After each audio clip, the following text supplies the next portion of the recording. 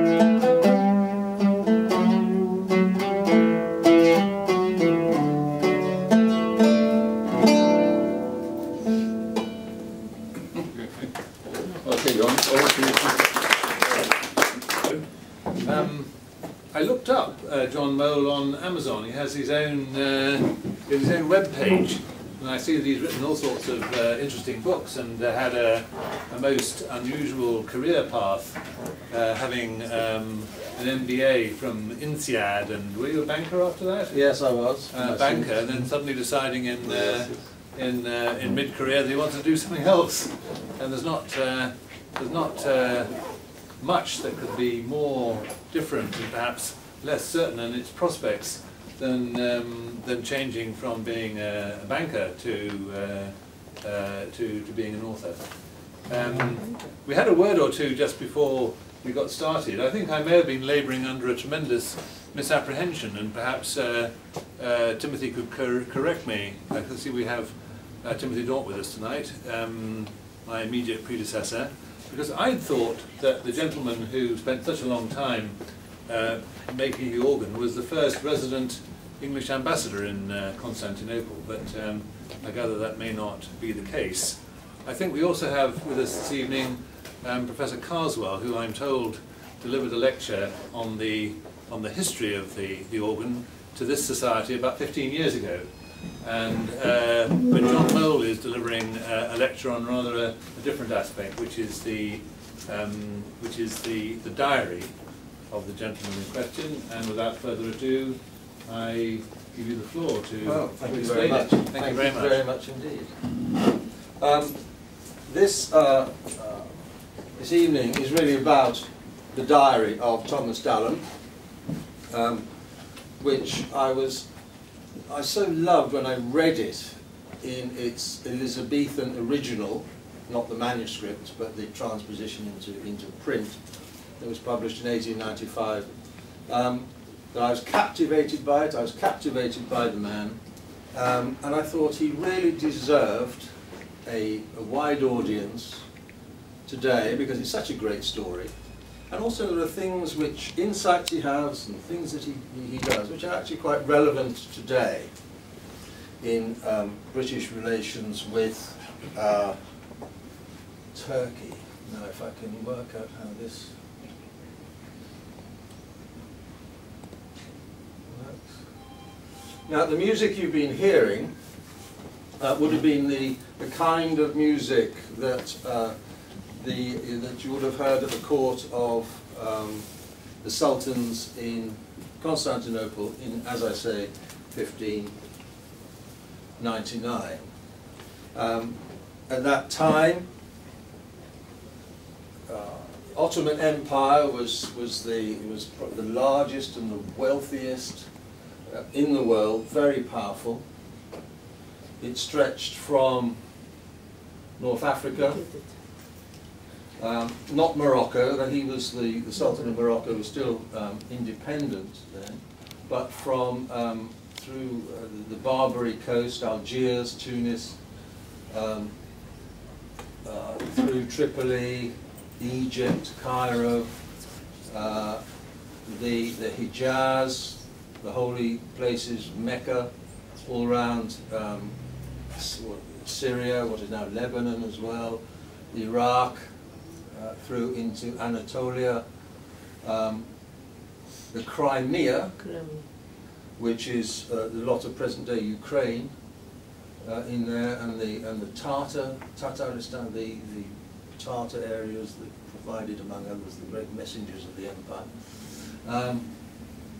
and Europe, Eastern Europe,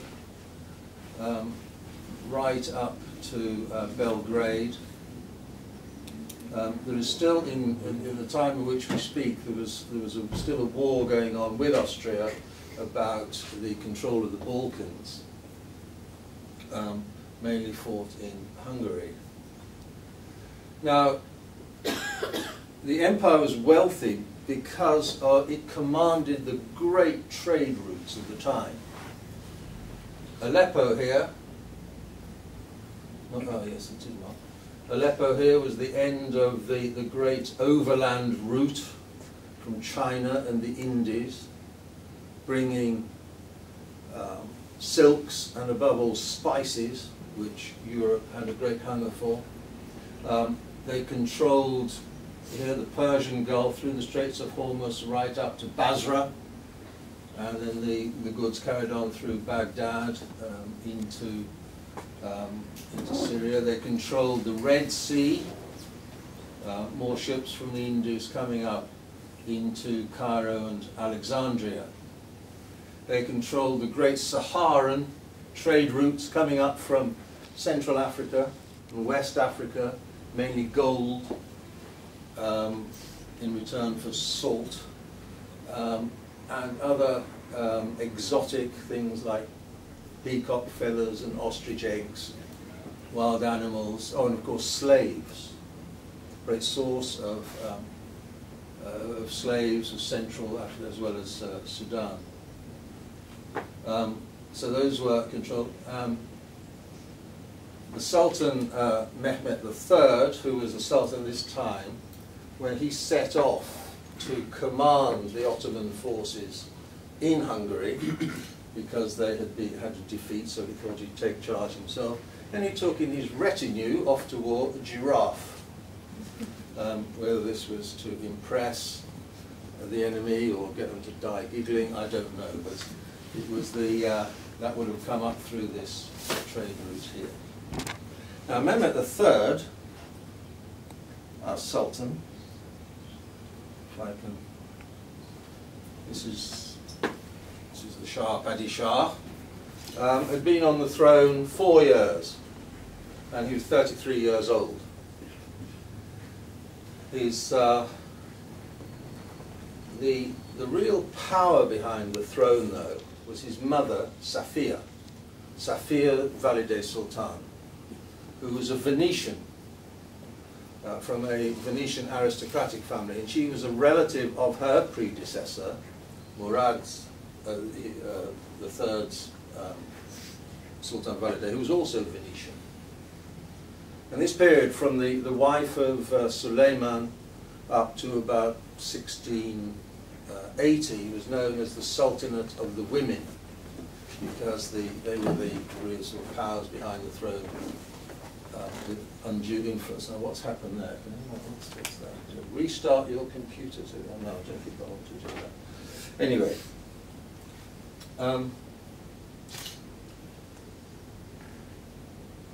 Craig, do you know what I do here? No, just wait for it to restart. Just vote. Postpone. Well done. Postpone. Well done. Postpone. Good. Well done. Thank you very much.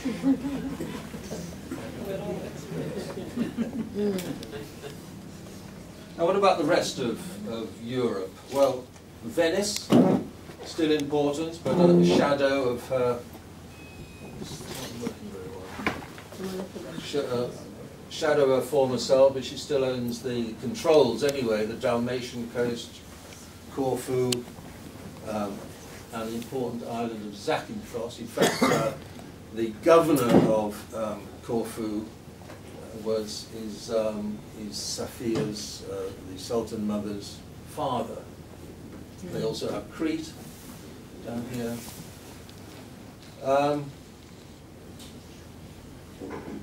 But it's really the Ottomans who control this territory, and it's because of the influence of the mothers that the Venetians are still allowed to control this territory and derive income from it. Then the great power is, let's move on to France. France is recovering from wars of religion. They just got in the last couple of years, a new king, Henry IV.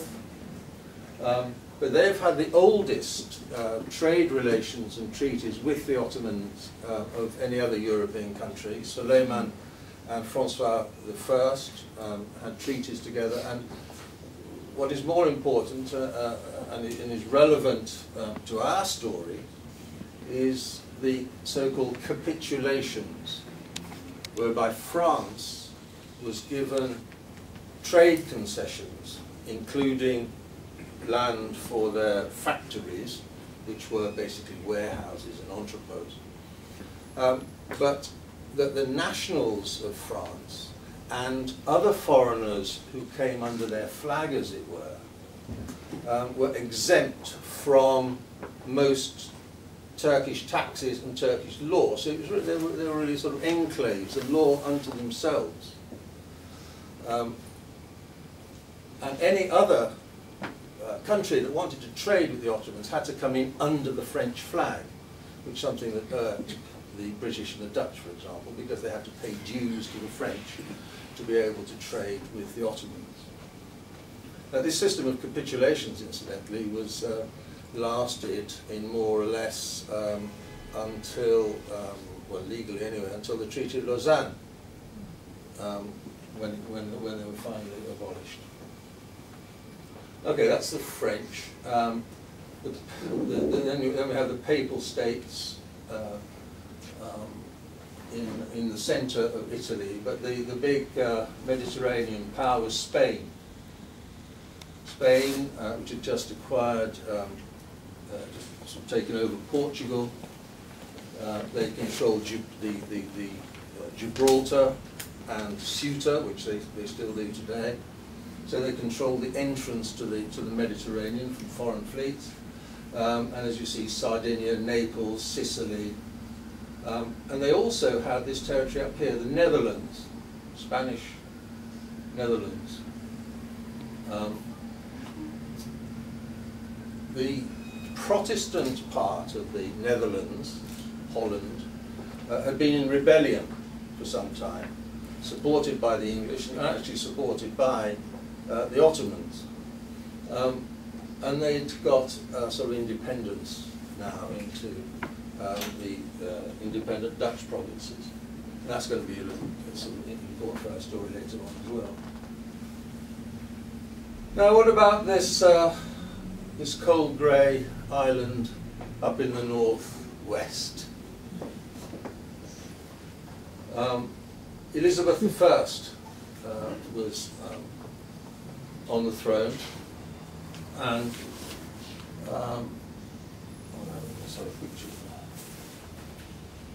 Here she is. She's been on the throne 40 years. She's 66 years old. She's, showing her age. She's had smallpox when she was a child, which left her face pockmarked, and she lost half her hair. If she smiled, she'd probably have teeth missing, and those that remain would probably be black by eating cane sugar, which was a great luxury and very expensive. Most people sweeten their things with honey. So that's the sort of best looking job we can do for her in 1599. She's not a lot more secure on her throne than she was 40 years ago. There have been continual Catholic plots and assassination attempts. The most famous ones, of course, culminated in the execution of her sister, Mary, Queen of Scots, 10 years ago, 11 years ago. But only last year, a man called Edward Squire was executed for his wonderful kind of CIA smoking cigar, Castro cigar plot, for plotting to poison the pommel of her saddle. So there's this continual,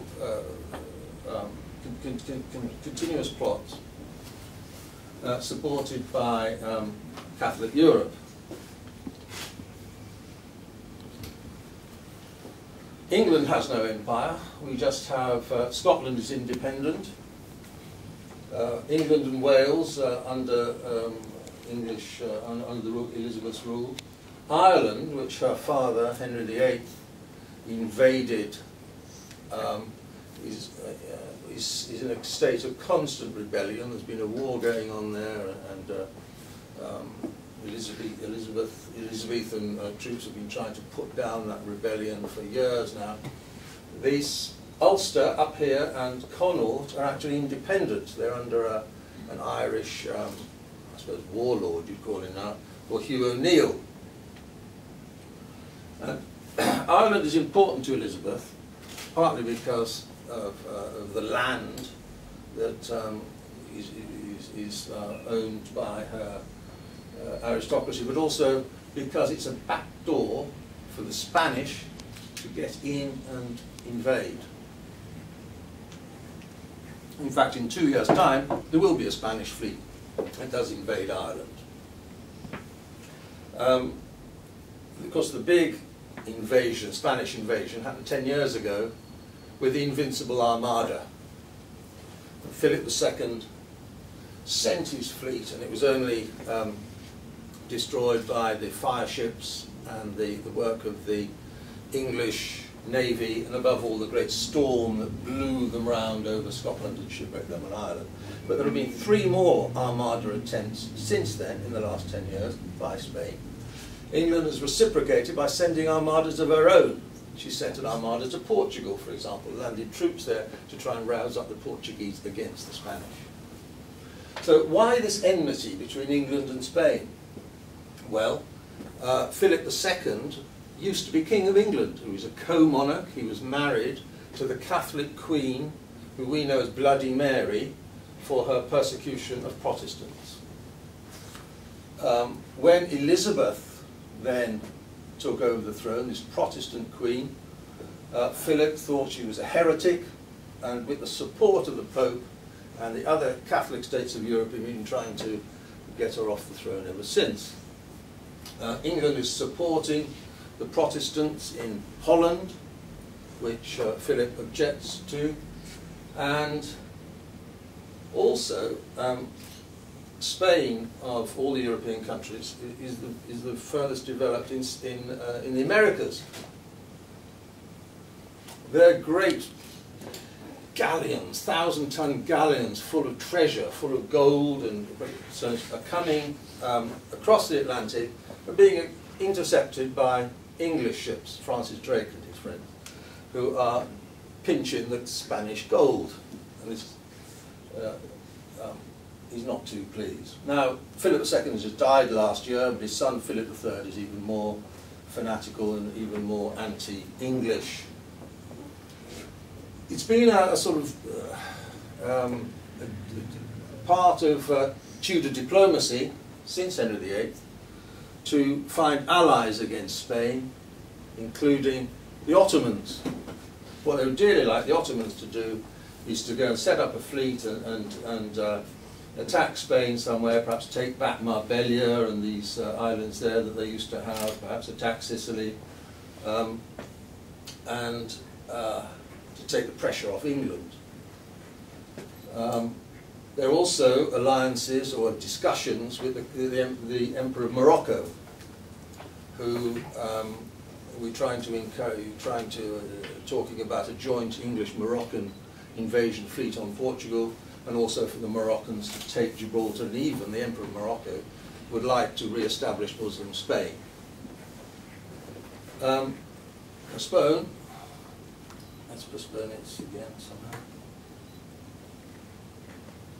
There we go. Now,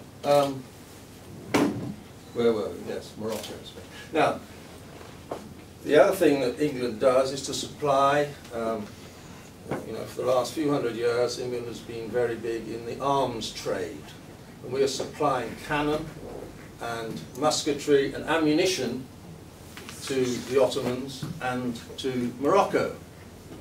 And this idea of supplying, Catholic Europe has got an arms embargo against the Ottomans. Catholic Europe is very scandalised by the fact that here is a Christian country allying with the infidel in order to gang up against Christian Europe. Okay, that's the politics. Where's the money coming from? Well, spices. We talked about the Ottomans controlling this spice trade. And the Elizabethans have a great appetite for spices, for preserving, and for taste. They're very, you know, they like strong tastes. They're getting a taste for chilies from South America, chili sauce. But these other spices for cooking, for preserving and cooking. They're also got great appetite as something else that hasn't changed very much for wine. They're the biggest European wine importers. Spain and France are not very good sources for obvious reasons, so a lot of wine is imported from Greece. Monemvasia in the Peloponnese in the southern Greece has given its name to Malmsey, which we come across in Shakespeare, for example. Richard III's brother was drowned in a barrel of it, apparently. And that, and there are other sort of fortified wines, muscat wine they're called, that come from the Peloponnese, they come from the Patras, and from islands like Zante, Zakynthos. They also have an amazing appetite for currants and raisins, sultanas.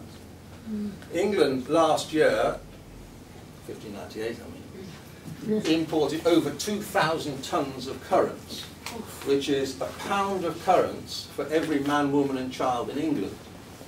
So, seeing that half the population couldn't afford these imported luxuries, that's an awful lot of currants, because the Elizabethans used them in not only their sweet pies and puddings, but also savoury dishes. And Tudor cooking is full of mixture of sweet and sour. So they love currants, and not only from Corinth, which gives the name to currants, but more importantly from slightly west of there, Patras and Zakynthos at Chios, which is close to to what is now Smyrna. Smyrna didn't really exist as a trading post at this time. That trade was moved from Chios into Smyrna over the course of the next 100 years. So what did the English pay for all this with? Well, they paid for it with nicked Spanish gold, for one thing. They paid for it with arms exports, but at least 80% of English exports, probably up to 90%, was woolen cloth, broadcloth. We were world famous for this, and it was by far the most lucrative and principal export. Now, broadcloth is, as the name implies, twice as wide as normal cloth, folded up. But more importantly, what you do with broadcloth is you shrink it. You wet it and you treat it and you soap it with fuller's earth and you shrink it so that the fibres go very close together, and it makes it very waterproof. And it also hangs very well. So in a lot of the pictures you'll see at the time of dignitaries in the Ottoman court, you'll see them with a silk kaftan and very probably an English broadcloth coat on top of that. They were also very much in demand from janissaries, janissary uniforms, and other soldiers' uniforms, and military uniforms which went with the arms as well. Now,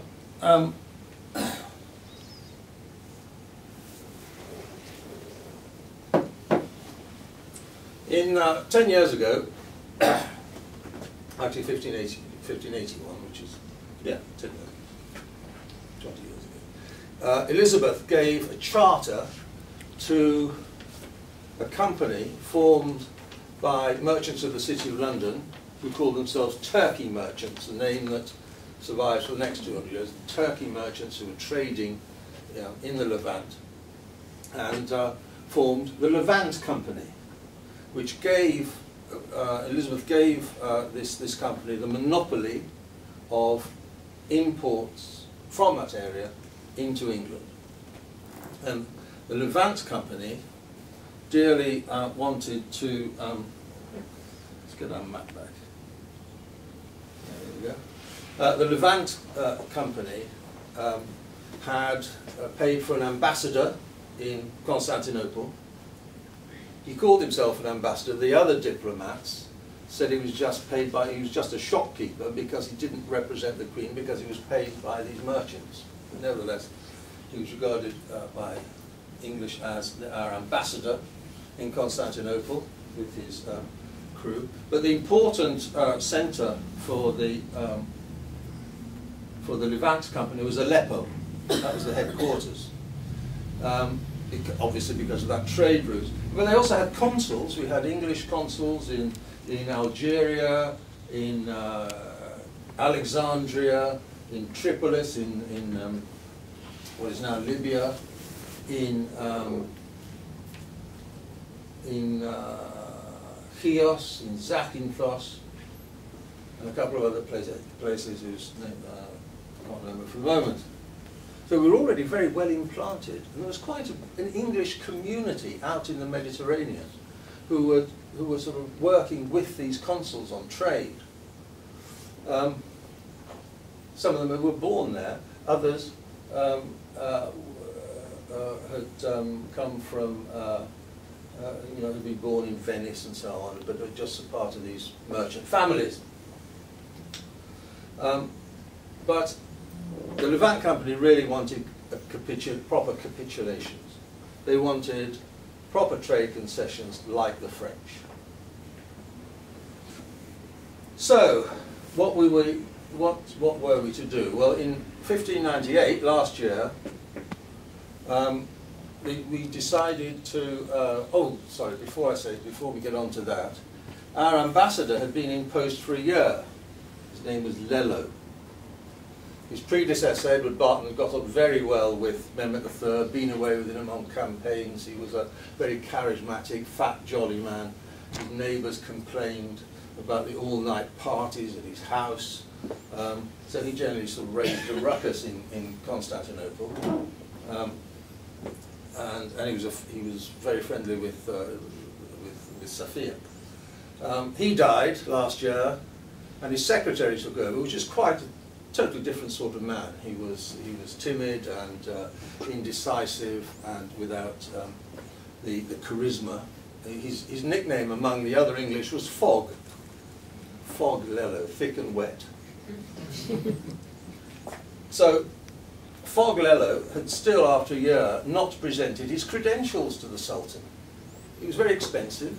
You had to give very good presents. and pay money, give money not only to the Sultan, but also to all the officials in the court, and the viziers and so on, in order to even be able to present your credentials. So he wanted to present his credentials. He wanted to give a letter from Elizabeth asking the Sultan to raise a fleet to attack Spain, and he wanted to ask for these trading concessions. He hadn't been able to do so. So they decided, well, what we have to do is to send a wonderful present. That's an essential part of this. So they commissioned, probably from the Goldsmiths Company, an amazing piece of technology, which was an organ clock.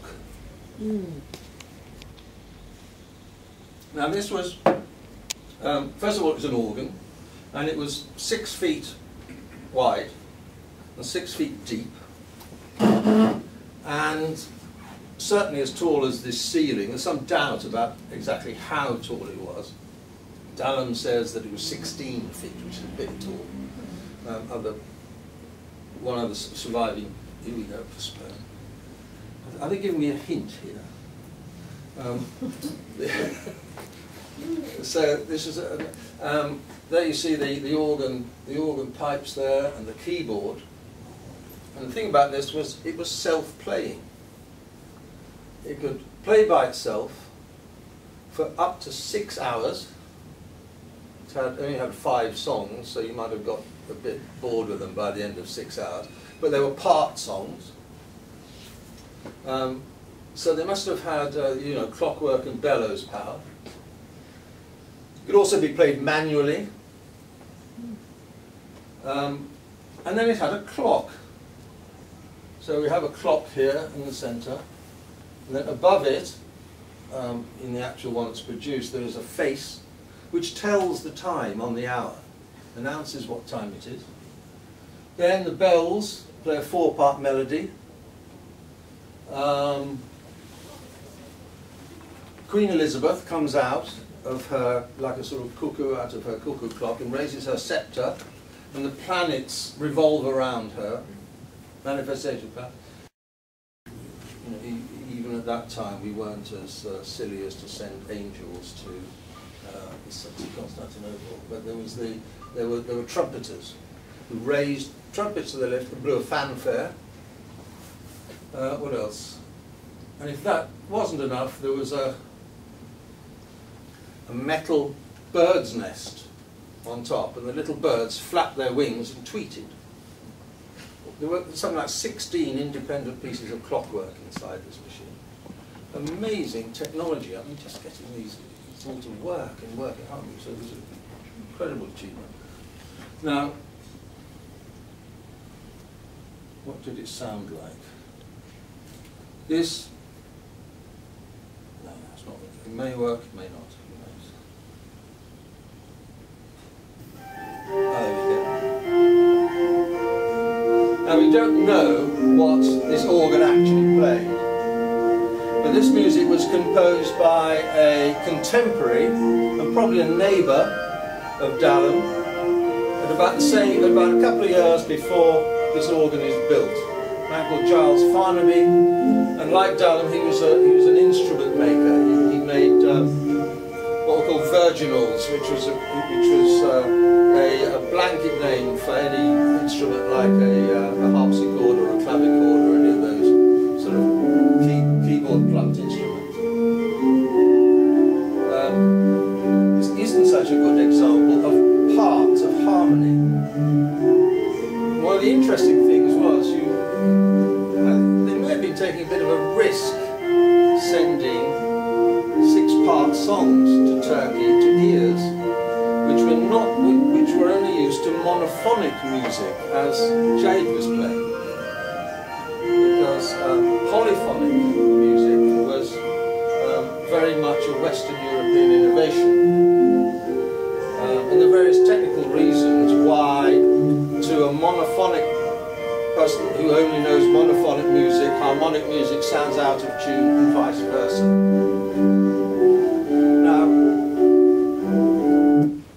Now, there we go. So, in 1519, 1599, they lost something. Perhaps it'll turn up later. In 1599, this is built, it's all packed up, put in this boat, and Thomas Dallam, the organ builder, is sent off with it to take it to Constantinople. And is accompanied by the wonderfully named painter Roland Bucket, John Harvey, who is the clockwork engineer, and Michael Watson, the carpenter. So these four lads set off with the machine, and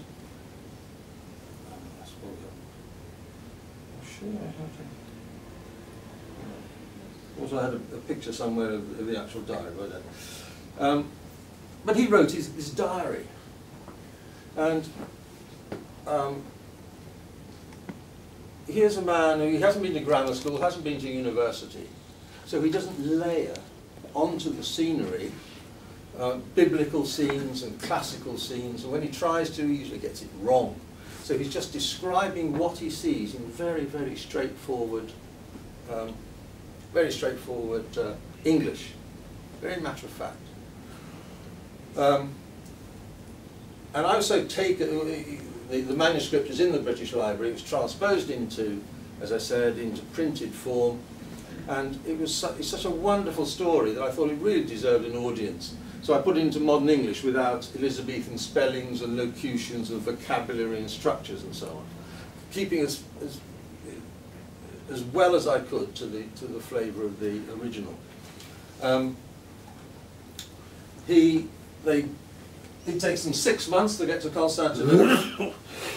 They tangle with pirates, with Dunkirkers in the Channel. They're blown backwards and forwards by storms. They go round, they run the gauntlet of Gibraltar. They land in Algeria, where they get to see the King of Algiers, the great pirate and slaving captain. When Dallam is most impressed by the chicken farms. They have a technology of artificial incubation of eggs, where they have these warmed houses and can incubate thousands of eggs in one go. He's impressed by that. He's a practical man. They sail then past the Spanish territories of Sardinia, Sicily, and get to Zakynthos. It's a Saturday. He climbs up a hill on the Saturday as soon as he gets off the boat into this church, and there's a liturgy going on. He doesn't know what it is. He says, I've never been to a liturgy before. And then when he comes out, these very well-dressed men and women, particularly the women who he has an eye for. The man is only 25 after all, 25 years old. And they give him bread and wine and red eggs.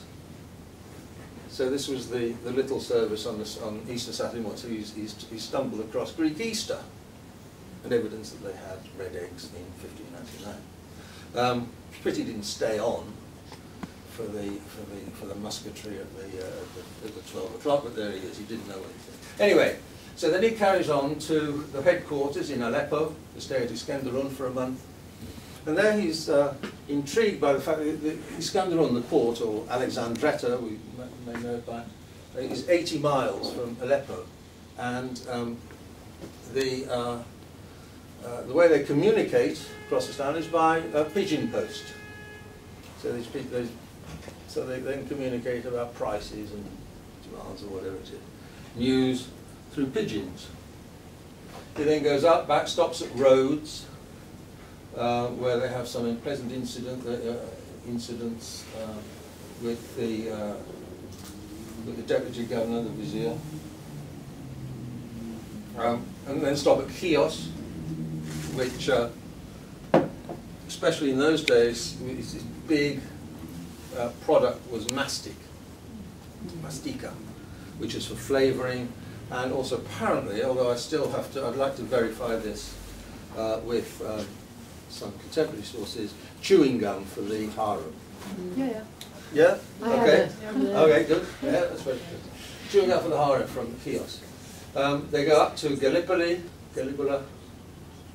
Up here, and then they take a boat, a rowing boat, because their ship is becalmed, up the Dardanelles and land in Constantinople within their boat. And here it is. This was a few years earlier. A map in a few years earlier. This Sultan is probably Selim II, Suleiman's son. Kind of lets them down a bit because his name there was Selim Mest, Selim the Drunkard. And then here's Topkapi. Can you see this with the red dot? Not really. Not really, right. Well, here is the Serai, Yeah. here's Topkapi there. Hagia Sophia, Constantine's, the Suleymaniye, which is built fairly recently, wonderful building.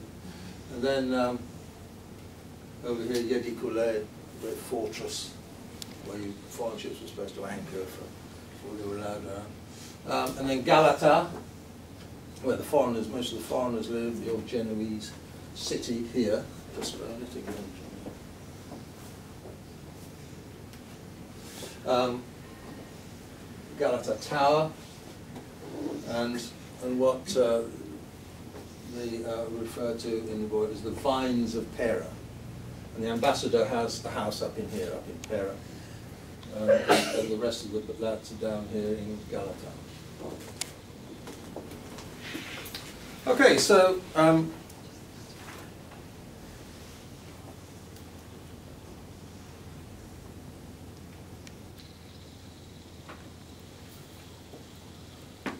Lello, Foglello is dying to see this present because he really wants to go and present his credentials. And he's brought up consuls from other cities to be part of the retinue. And they get the chests out with the organ in and they open it up and find it's completely ruined. The paint has peeled off, the wood has split, the organ pipes are bent, and the clockwork is gone rusty. They're wringing their hands in despair and say, what on, Lello was blaming Dallam because he's the organs builder, who's not responsible for the packing that. And Dallam says, don't worry, I'll build it up better than it was before. They don't believe him. They say, well, we'll give you 30 pounds if you do.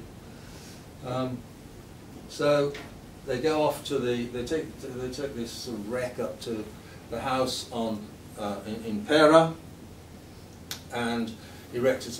They can't get into the house because it's too big, so they build a temporary kind of tent, I suppose, some shack, and Dallam works on it. It's not the only present that they brought, because just as important, it doesn't get the publicity of the organ, but just as important is a spanking new coach for Sophia, horse-drawn coach, complete with coachman Ned Hale. So that seems to be in pretty good order. But the third element of this mission, they can go ahead with, and that's a sort of a sail-by from the Hector, this ship. The ship has got 28 guns. It's as powerful, if not more powerful, than any ship in the Navy to defend itself against Spaniards and against pirates, and also to do some piracy of its own. They're not averse to picking up passing ships and looting them. And they bring the Sultan is in his pavilion here at the end, and they bring the ship round in front of him. And this is worth actually first reading from Dallam's diary. Our ship, the Hector, came to salute the Sultan on the north side of the Seraglio. He was in his pavilion on the wall next to the sea. The extraordinary salute captivated the Sultan and the other Turks. The newly painted ship flew a flag from every masttop and sported a silk pennant from every yardarm. I cannot describe how magnificent she looked. On every masttop stood as many men with muskets as were able to fire. They weighed anchor. It was a calm and beautiful day. When everything was ready, the gunners fired over 150 large shot, and between them a volley of small shot. The discipline and timing were outstanding, and they were all to be congratulated. Unfortunately, at the very end of the performance, one of the best sailors on board was servicing a large cannon in the bow. As he rammed in his powder cartridge, there was still fire in the breech. The powder exploded and blew the man away in the smoke. About 3 days later, his bottom half from the waist down was found 2 miles away, and his head somewhere else. When it was over, the Sultan sent 2 men aboard to see how many cannon we had. He thought there were 80, but in fact there were 27. But the Sultan is very impressed. He gets on his gold barge and is rowed round and round the ship to inspect it from the outside.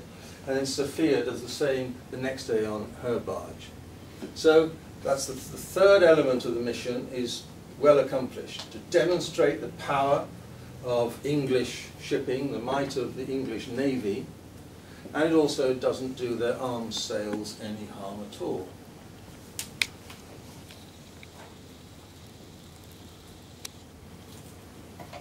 Okay, well,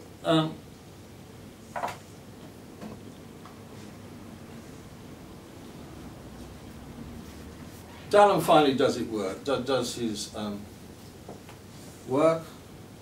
see if I can get this to do it.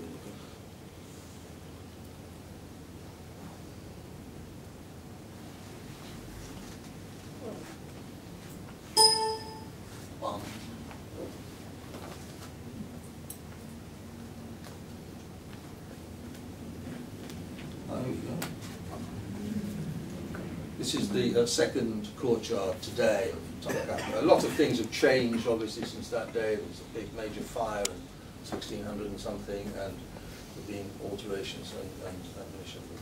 Anyway, inside the first wall, there is only one house belonging to the captain of the guard. Sorry, did I say he'd built it and he was setting up now in the Seraglio? Inside the first wall, there is only one house belonging to the captain of the guard. He has 1,000 cadets under him who do nothing but look after the gardens. I do not think there are any in the world so well kept. Inside the second wall, there are no gardens, only grand buildings and many courtyards paved with marble and similar stone. Every alcove and corner has one or more excellent fruit trees. There is an abundance of sweet grapes of several varieties. You can pick grapes every day of the year. In November, when I sat down to dinner, I watched them picking grapes off the vine for me to eat. For a month, I dined in the Seraglio, and we had grapes every day after the main course. So this is, you know, your lad Dallam, who's more impressed by the grapes than the tile work, probably. I think in his childhood, it was a bit like mine, where the only time you got grapes was if you were in hospital. So a really exotic fruit. And this is not the only time he talks about the grapes. That's his definition of the exotic. Right. The place where I set up the instrument looked more like a church than a house. It was actually a pleasure palace and a slaughterhouse. Inside the building was a little apartment, very elaborate inside and out. I've never seen the like for carving, gilding, paintwork and varnish. The present Sultan had 19 brothers put to death in that little apartment. It was built for the sole purpose of strangling them.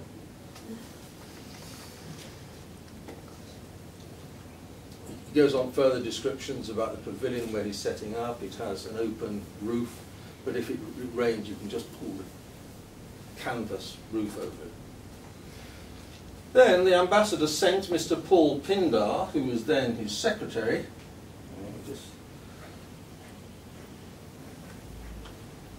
with a present for the Sultana, who was in her garden. It was a coach worth £600. The Sultana took a great liking to Mr. Pindar and afterwards asked to see him in private. But the meeting was cancelled. Whether it was reinstituted after, history is silent. There's Paul, there's the handsome devil, Paul Pindar. Caught the eye of Sophia Sultan, Valide Sultan. He later became an ambassador.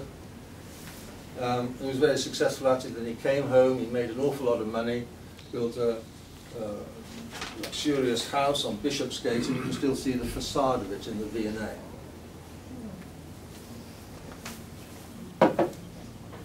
So anyway, there's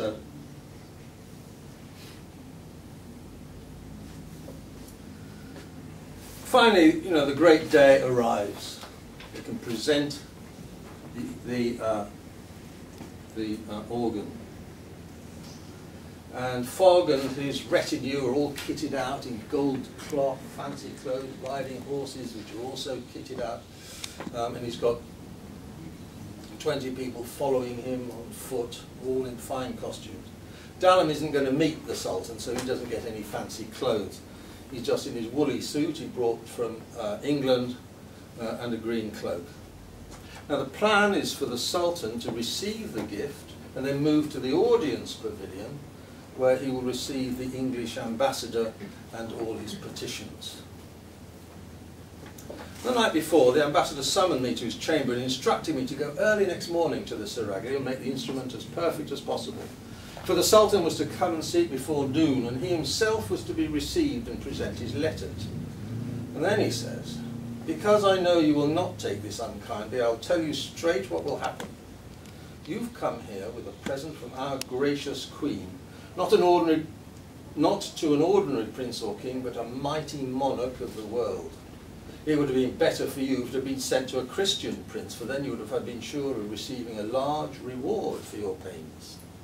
But you must remember that you brought this valuable present not only to a monarch, but also to an infidel and the great enemy of all Christians.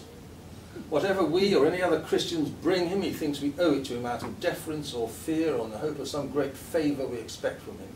He's never been known to give a reward to any Christian when receiving a present, so expect nothing from him.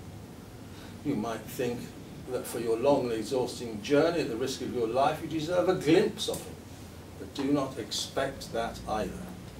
You've seen what great preparations we've made for the credit of our country, for delivering the present of my letters, which we will do tomorrow with God's help. We call it kissing the Sultan's hand.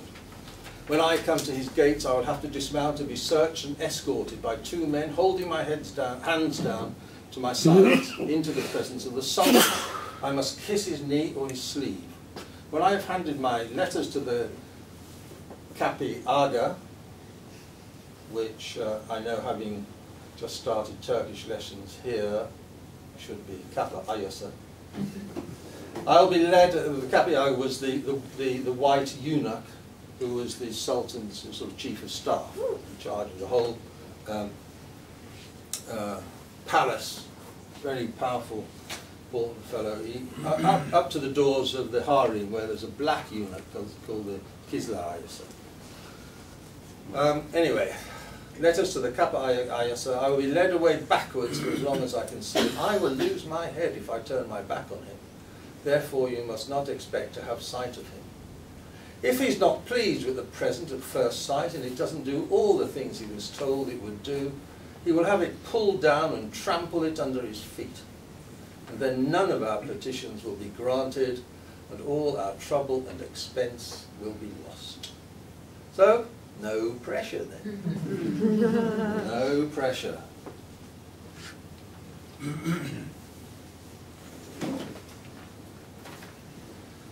Anyway, early the next morning, Dallam and his mates go to the pavilion, make sure the clock is all in working order, and then watch out for the Sultan. The Sultan is actually with his mother in the mother's summer palace for the summer, and they see him coming in his barge up to the landing stage, and then the Englishmen are bundled out of the pavilion and the door locked, so a door into another room, so they have to wait in this other room and try listening to hear what's happening. And they can hear either through the door, or obviously there's no roof, there's no walls, so they can hear over the top of the walls. Anyway, this is what happened. The Sultan sat down on his great throne and commanded silence. As soon as everybody stopped talking, there was absolute silence, the President began to salute the Sultan. First the clock struck. Then a chime of 16 bells started to play a 4-part melody. I've told you what has gone on before, I won't repeat all this, but it does its thing, including the blackbirds and thrushes, which sing and flap their wings. There were various other movements which amazed the Sultan. He said it was excellent. He sat down right in front of the keyboard where you would sit to play it by hand. He asked about the keys that moved without anyone touching them when the organ played. The Kappa Ayasa said that they enabled the instrument to be played at any time. The Sultan asked if he knew anybody who could play it. He said he did not, except for the man who brought it, and he was outside the door. "Fetch him here," said the Sultan, "and let me see how he does it." So the Kappa Ayasa opened the door I had gone out of. He came out and took me by the hand and smiled. I went through the door and was astonished by what I saw. I came in to the right of the Sultan, about 16 paces away. He was magnificently regal, but it was nothing compared with his retinue, a vision that made me think I was in another world. I stood dazzled by the people behind him, 400 of them. 200 were his principal pages, the youngest 16 years old, some 20 and some 30.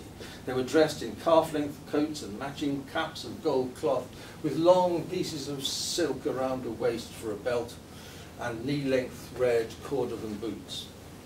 Their heads were shaved except for a lock of hair like a squirrel's tail behind the ear. They were clean shaven apart from moustaches. They were all good-looking men. Another 100 were deaf mutes and also dressed in rich gold cloth and cordovan boots. But their caps were of violet velvet with a crown like a leather bottle and 5 peaked corners on the brim. Some of them had hawks on their fists. The remaining 100 were all dwarves, big-bodied men, but small. Each dwarf had a scimitar by his side, and they were also dressed in gold cloth. I was most amazed by the deaf mutes, for they communicated perfectly with signs everything they'd seen the organ perform. I heard the Sultan say something to the Kappa Ayasa who stood next to him. He came up to me, took off my cloak, and put it down on the carpet. He told me to go and play the organ, but I refused because the Sultan sat so close to where I had to stand and play that I could only do it by turning my back on him and touching his knee with my breeches, which nobody was allowed to do except the Kappa Ayasa on pain of death. The Sultan spoke again, and the Kappa Ayasa cheerfully told me to pluck up courage and push me forward. When I got near the Sultan, I bowed my head down to my knees without my cap falling off, turned my back on him and touched his knee with my breeches. He sat on a rich throne. On his thumb was a diamond 1/2 inch square. At his side a beautiful scimitar, a bow and a quiver of arrows. He sat behind me so he couldn't see what I was doing. He stood up and the Kappa Ayasa moved his chair to one side so he could see my hands. As he stood up, he couldn't help pushing me forwards. Since he sat so close to me, I thought he was drawing his sword to cut off my head. I stood there playing until the clock struck again. So that was an hour. I bowed as low as I could and stepped away with my back towards him. As I was picking up my cloak, the Kappa Ayasa came up and told me to stay there and leave my cloak on the floor. He told me to go and put the cover on the keyboard. I went near the Sultan again and bowed and shuffled backwards to my cloak. When they saw me doing this, they all laughed. I saw the Sultan hold his hand out behind him full of gold, which the Kappa Ayasa took and gave it me. It was 45 sequins, more than £200. I was taken out the way I came, not a little pleased with my success. So his experience was quite the opposite of Fog Lello's warning of what would happen. Now, because he's played the organ so long, while he's been doing this, Lello and his band have been twiddling their thumbs outside the main gate of the palace. And he's taken up so much time playing that the Sultan said, "Oh, I have no time to see this ambassador fellow." So they have to turn around and go all the way back again to Pera without seeing the Sultan.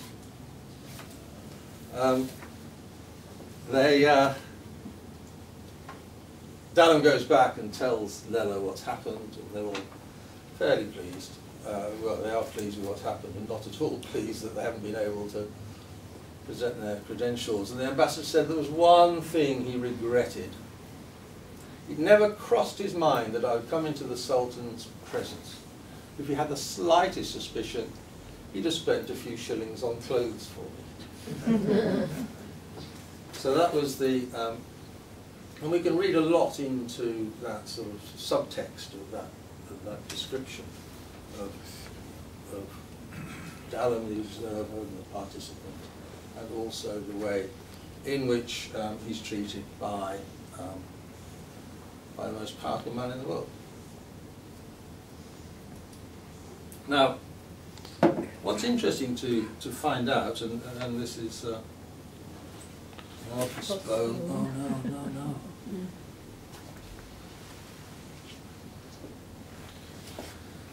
Is am I right? Okay.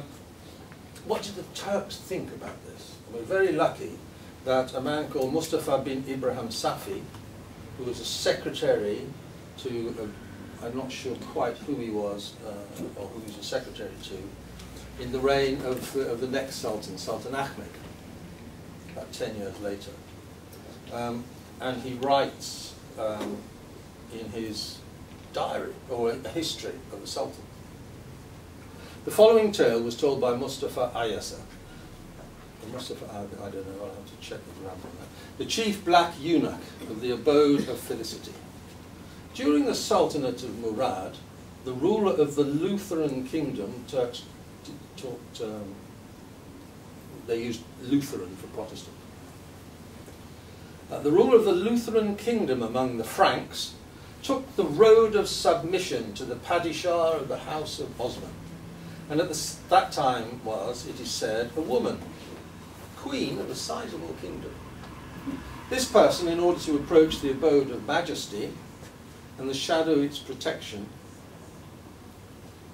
sent as a gift a masterpiece of craftsmanship, a clock. It was 3 cubits in width and depth, and more than the height of a man.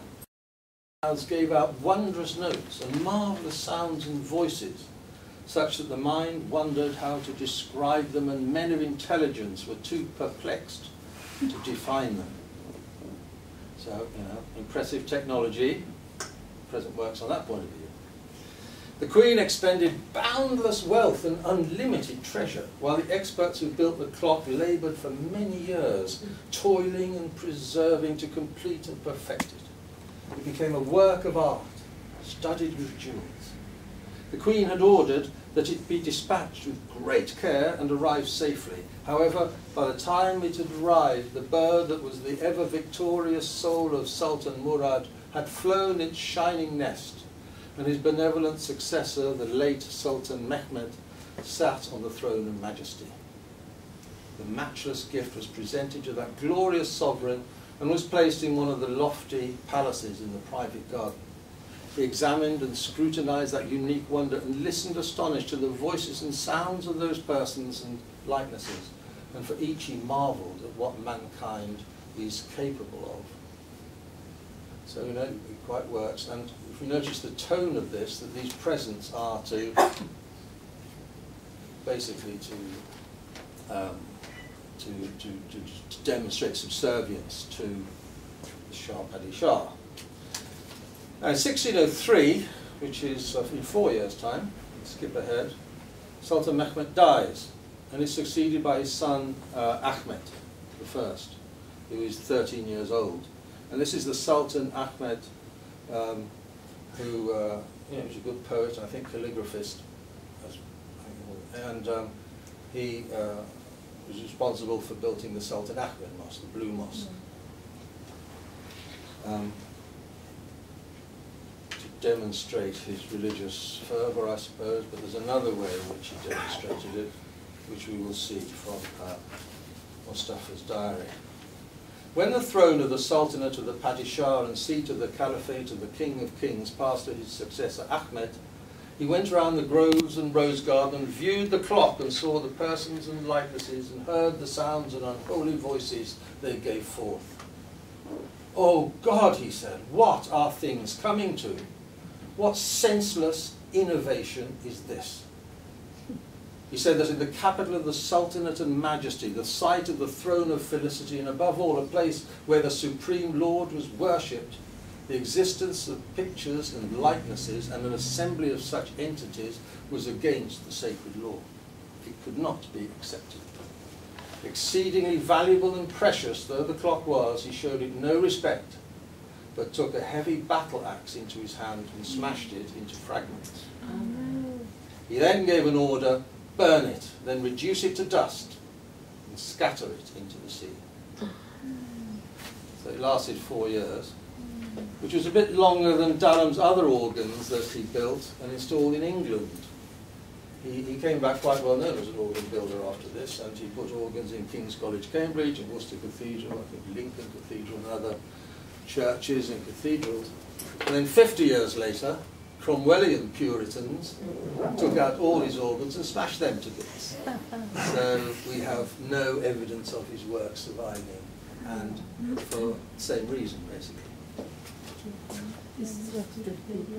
Lello did manage to present his credentials, we're not quite sure when, but he didn't get the trading concessions until 1601, 2 years after this. The reason was that the French were dead set against England getting these concessions, and also dead set against the Dutch coming into the Ottoman Empire under the English flag. Lucrative business. And the French, it's recorded, would pay off officials and to obstruct this, and then Lello would have to get more money and pay more and more. So they got into a bidding war. But finally, we got England did get these concessions. Oh, that's the black unit, by the way, the Kislar Iverson.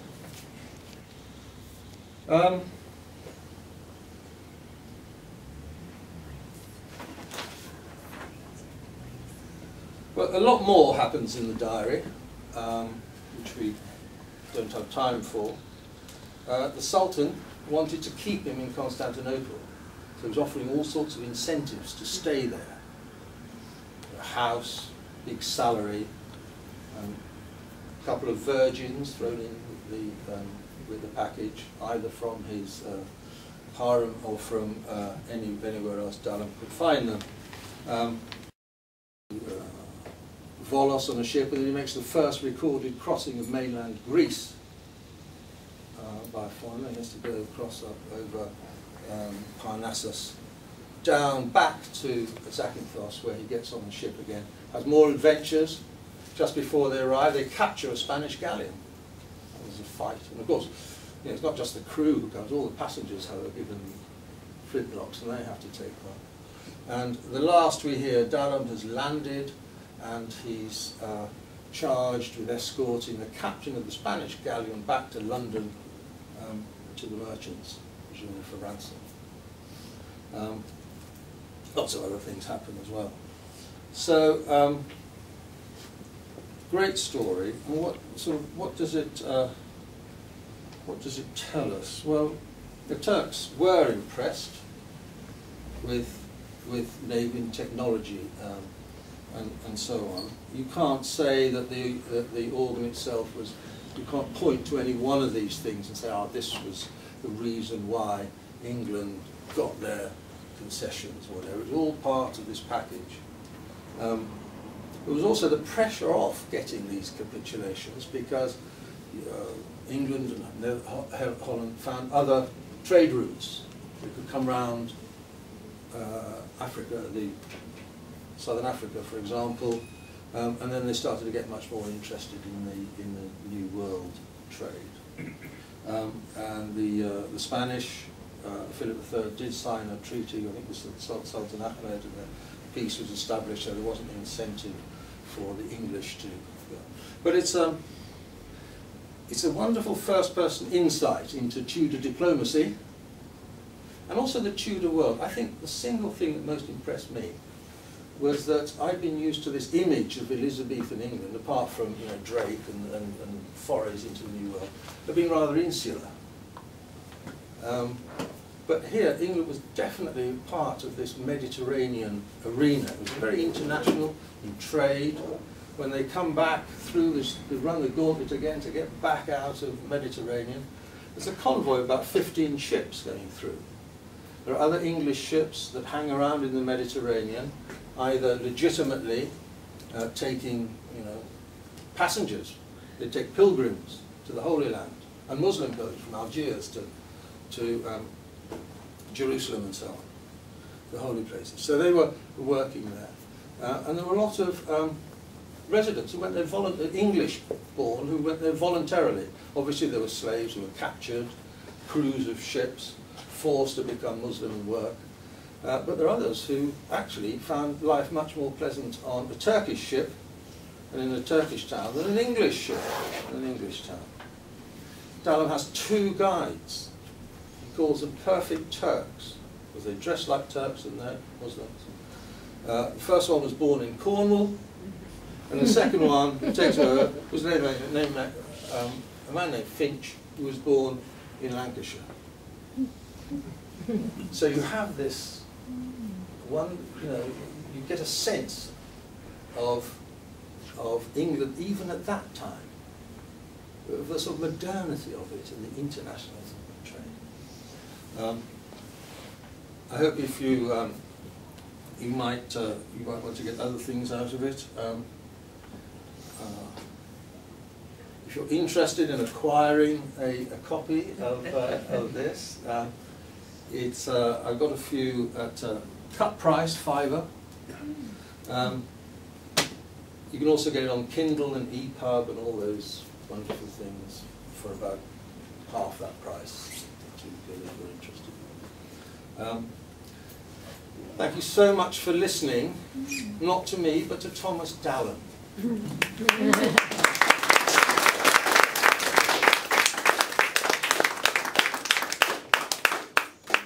Well, if I may say so, I thought that was that was fascinating, familiar too in some ways.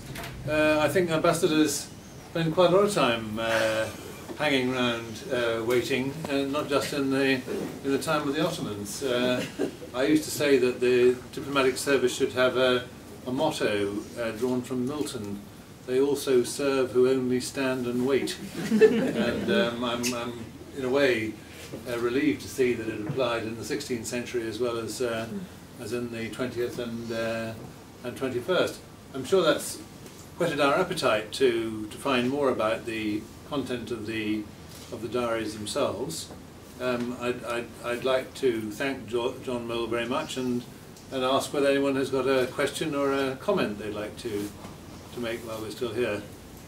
Professor Carswell. John Carswell.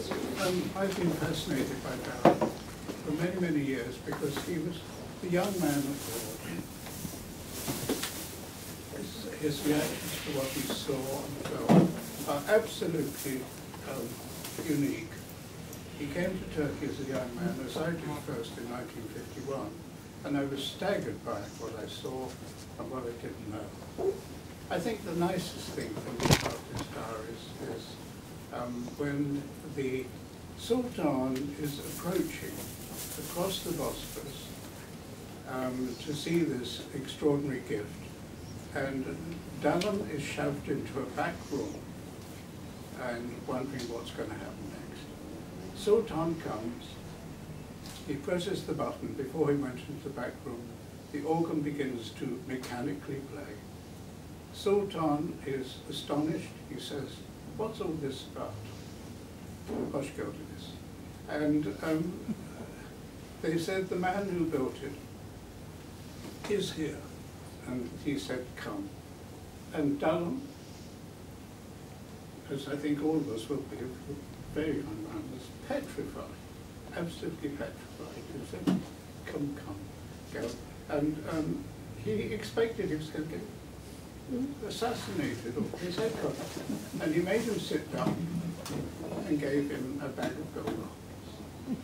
And it was a perfect end to a trip in which one of the most interesting things, I think, was that when he arrived with this broken, waterproof, not organ, he spent a long time on, or quite close to, in the Sarai, to where it was going to be shown, mending it. And he was put in charge of 2 German organs, and he didn't speak a word of Turkish. He's a young man. And one day they said to him, "Gel, gel, look, look." And he points through a girl, and he says, "All the ladies in the harem, naked, bathing in a pool." And that, as a young man, really struck his imagination. And I think the other thing which fascinated me was he had this extraordinary experience. You know, he came from Warrington, North England. And in fact, if you go to Warrington, as my wife myself once went in search of Dallam, there's now a housing estate which is called Dallam Road.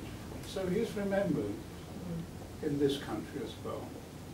And the interesting thing for me also was, having had such a success, and he really didn't know what was happening to him, when the Sultan said, "Now you must stay," he was absolutely petrified. He wanted to go home.